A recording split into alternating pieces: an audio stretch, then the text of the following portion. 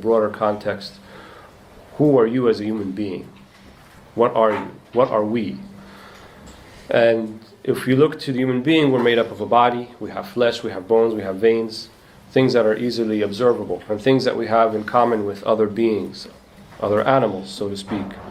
The lions and the tigers and the cows and the sheep and the insects, all of them have this thing called life about them. They're alive. And at the same time, they have this physical form that defines them in a particular context. But the unique thing about the human being is that our physical form is not the only thing that defines us. In fact, it doesn't really define us at all.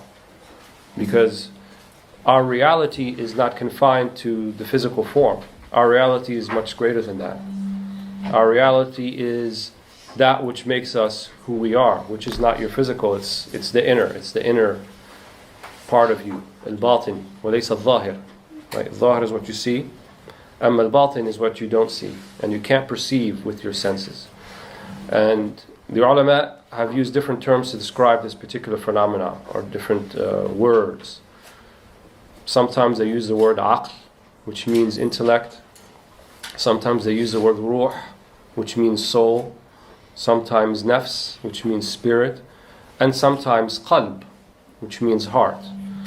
Imam al-Ghazali in his kitab Sharh Ajaib al-Qulub, when he talks about the miraculous and bewildering nature of the human being, and he talks about the hearts, he says that these four terms in a particular context are synonymous. They all mean the same thing.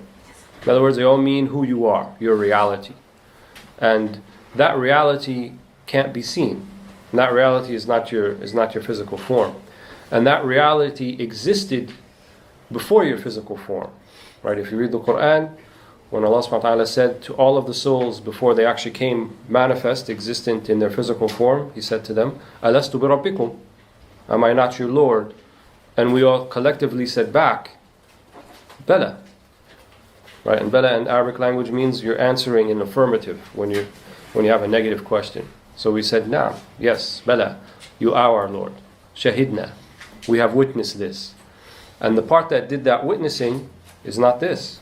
It's not the physical part. It's your reality, the real part of you, which is your soul, your heart, your intellect, whatever you want to call it, using these similar terms. And so when we talk about life and death, right, life and death of the physical form, the more important life and death, at least what we're concerned with right now, is life and death of the heart.